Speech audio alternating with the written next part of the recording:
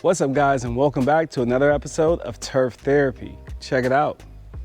Yep, I did it. I did the no-dig garden beds. I'm in North Carolina right now visiting my brother. Much needed vacation, although I am missing the lawn and garden every day, I promise you. But I had to get my therapy in some way, so we did this. Before we hop over here and start dropping seeds and getting some transplants in, because I finally found some transplants and seeds in this area, let's rewind for a moment and talk about why we did the no-dig method here today. For those of you who are completely unfamiliar with the no-dig method, the whole concept of it is this.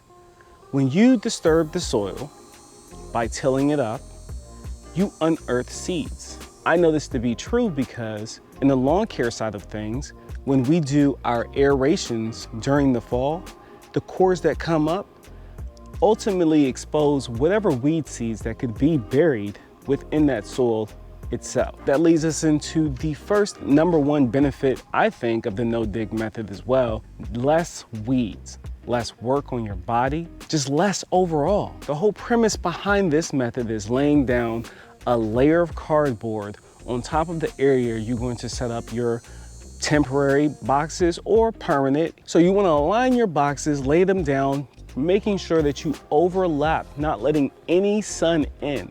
The slightest peak of sun, although it's covered with soil, or in this case, compost, can eventually lead to that plant having enough energy to drive through all of the compost up to the surface and leading to you having to pick the weeds. Now, there's a caveat. The no-dig method doesn't mean that you're not going to have any weeds, because let's be honest, weeds blow around in the wind all during the day. They get spread as they're normally spread. But the idea is, one, you don't have to dig, and then two, you're going to suppress the amount of weeds that you have to deal with. In the long run, saving you time and a little bit of money. Now, although you can use both soil and compost, I prefer the compost because when you kind of think about it from a holistic standpoint, everything in nature grows initially in compost, just layers and layers of compost. Guys, when I got here, not even from this area, I took my brother's zip code, I put it in Google, looked up the local extension office, went to the compost section of the local extension office, found out where I could get a good source of compost for a garden, which happened to be through their public works services. I found that we could get 1 bucket of compost, which is equivalent to 3 yards, which actually ended up coming in a little bit heavier, right? Delivered for less than $80. Yeah, that's what I'm telling you. That's crazy, right? So imagine if we were going to do 6 beds right off the bat. I could easily get 6 beds going for less than $100. Isn't that crazy? That's wild. Back to the cardboard. Now, the cardboard doesn't last forever. As the worms and the creepy crawlies like the food, which is essentially what that cardboard is and will be, like the food that we laid down, what's going to happen is they are going to naturally till up that ground, soften it up in a way, so by the time the roots hit that area, they will go ahead and continue into the ground. That's the reason why I don't use any weed barrier here. I know some of you may be thinking, oh, just lay down the cardboard and a weed barrier and you won't have to deal with any weeds. And if you're trying to only grow in the compost or soil that you put in the box, then that's fine. It should work just fine for you, go for it. But here, we want to get the plants in the ground. We're just giving them all the nutrition and a nice big head start before they get to the ground. That way, when they get to the ground, their roots will be strong enough to dig through whatever the heck is going on down there without us ever having to till. Does that make sense? So doing this is a shortcut way in building your soil profile if you're a beginner gardener who hasn't built their soil profile.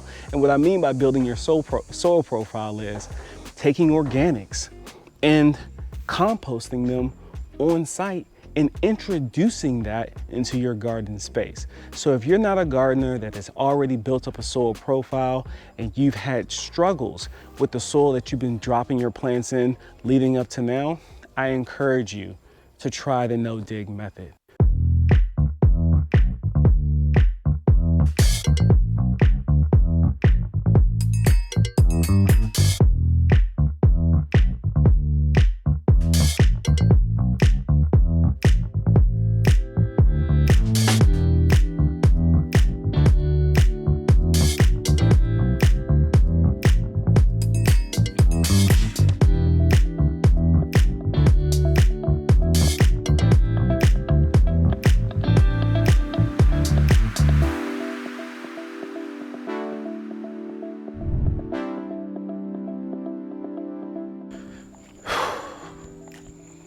All right, guys, I am freaking tired, my goodness.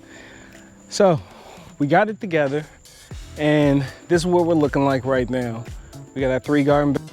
We went ahead and transplanted some things into them to get them going. My brother, he's finishing up the root vegetables and some leeks over there. So let's just rewind a little bit and let me show you what we did here. Besides putting the cardboard down under all 3 of these beds for food for the worms, in order for them to down and go ahead and make that soil nice and soft and inviting for the transplants that we just threw in there. We also took the time to think in the future and gave ourselves nice little 2 feet pathways to be able to walk through right here. And if you're wondering, what are you gonna do when the cardboard breaks down? Well, as I showed you in my live when we were doing this, we'll throw down more cardboard. We have plenty. So the free source for the cardboard, go check with your local grocery stores and you'll be good to go.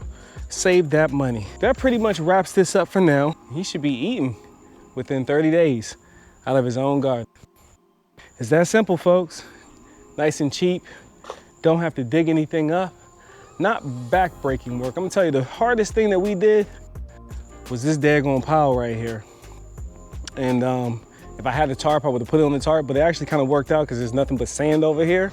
So it's not like this area couldn't have used a bit of compost anyway. So again, guys, thanks for checking in for yet another episode with Turf Therapy. We're doing lawns and souls, and I'll see you next time for your weekly dose of therapy with Rob.